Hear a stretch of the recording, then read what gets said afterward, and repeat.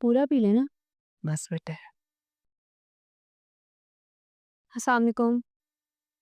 वालेकुम अस्सलाम। अरे रमशा, तुम कब आई? अब आ रही हो तुम? ये कोई वक्त है आने का? अम्मी की तबीयत का कोई ख्याल है कि नहीं?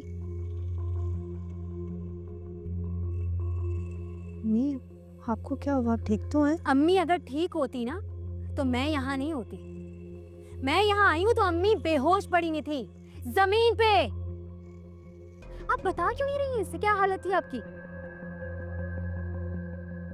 आज से ऐसा लग रहा था कि बस आखिरी सांस है, तो अल्लाह का शुक्र है कि रमशा आ गई और मेरी जान बच गई, वरना तो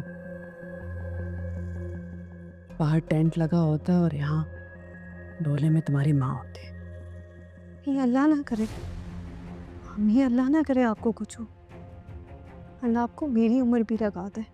ओ भाई, ये जो ड्रामेबाजी है ना, ये जो डायलॉग बाजी है तुम्हारी, ये तुम अपने पास रखो।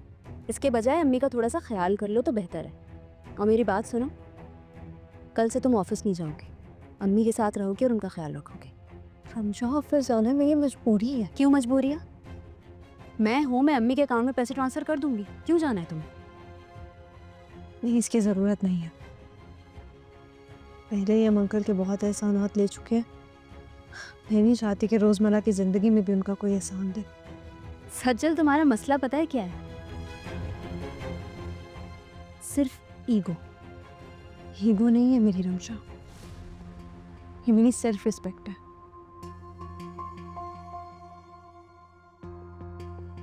तुम नहीं समझोगे।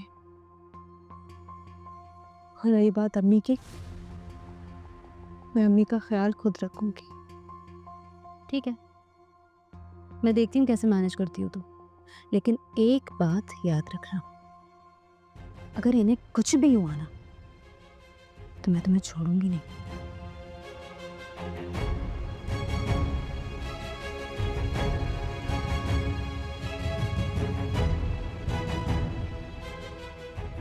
नहीं, आपके लिए कुछ लाऊं?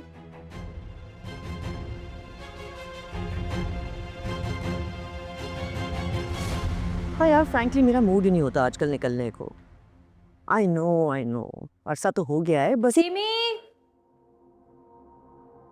Listen, I'll have to call you back, हाँ? सीमी, अब मुझे एक कप कॉफी जल्दी से बना दो। जी मैम। जरा संभल कर पीना, इस बार मौका नहीं दूंगी इल्जाम लगाने का। जो खबर आपके पास है ना, उसकी राज़दार अब सिर्फ आप नहीं। बहुत संभल के। आप अलीज़ी के मामले में ना बहुत उलझने वाले हैं। इसके बाद आपको किसी चीज़ का मौका नहीं मिलेगा। बड़ा इंतज़ार था इस मौके का मुझे। फाइनली वो वक्त आ ही गया। इतना तेज मत दौड़ो, मुंह के बल गिर पड़ोगी तुम। संभलने की ज़रूरत तो आपको है, क्योंकि जिस तरह से आपकी बेटी दौड़ रही है, बहुत मुमकिन है कि वो मुंह के बल गिर जाए। सीमी, कॉफ़ी डैड के रूम में भिजवा दो।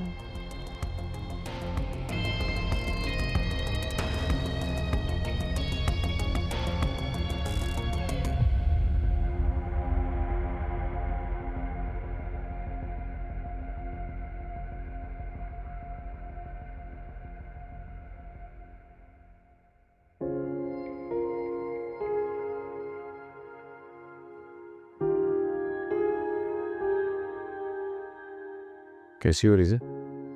ठीक।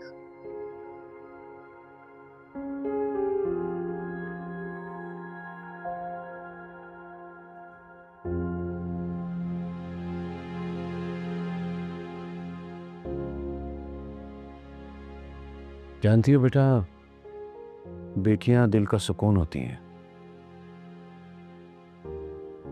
और इंसान अपने सुकून के लिए कुछ भी कर सकता। रही बात तुम्हारी, तो तुम मेरी जान हो रिज़ा। और इंसान सबसे ज़्यादा अपनी जान की हिफाजत चाहता। बेटी की खुशियां बाप के लिए बहुत कीमती होती हैं। बताओ, मैं तुम्हारी खुशी के लिए क्या कर सकता हूँ बेटा? मॉम मेरी ज़िंदगी का फ़ैसला ऑलरेडी ले चुके हैं और आपके पास अपने बिजनेस और उस बेटी के अलावा मेरे लिए तो टाइम ही नहीं है। चलो, आज का सारा दिन मेरी बेटी के लिए। मुझे बताओ कि मैं ऐसा क्या करूं जिससे तुम्हारे दिल को इत्मीनान पहुंचे, क्योंकि मेरे लिए तुम्हारी खुशी सबसे ज़्यादा इम्पोर्टेंट है बेटा। आप मॉम से बात करेंगे कि मैं सालार से शादी नहीं करना चाहती। इनकार की कोई वजह? Dad, I already like someone.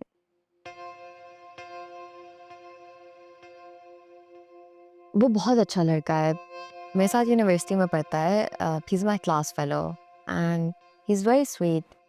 कि ये बात तुमने अपनी मॉम के साथ शेयर की? डेफिनेटली उन्होंने तुम्हारी पसंद के बारे में पूछा होगा बेटा, तुम्हें पहले बता देना चाहिए था। इवन देन बेटा, हमारे लिए दुनिया की हर चीज़ से ज़्यादा इम्पोर्टेंट तुम्हारी खुशी है। Dad, mom already knows everything, उसे कुछ छुपा हुआ नहीं है। Okay, relax. तुम एक काम करो, उसे घर पे इनवाइट करो। क्या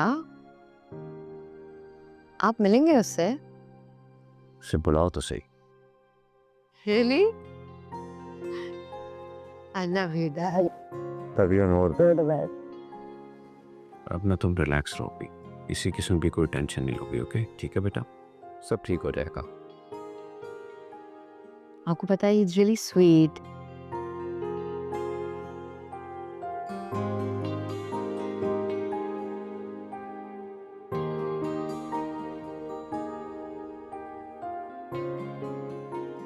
तुम फिक्र ना करो, मैं बात करता हूँ मम्मी से।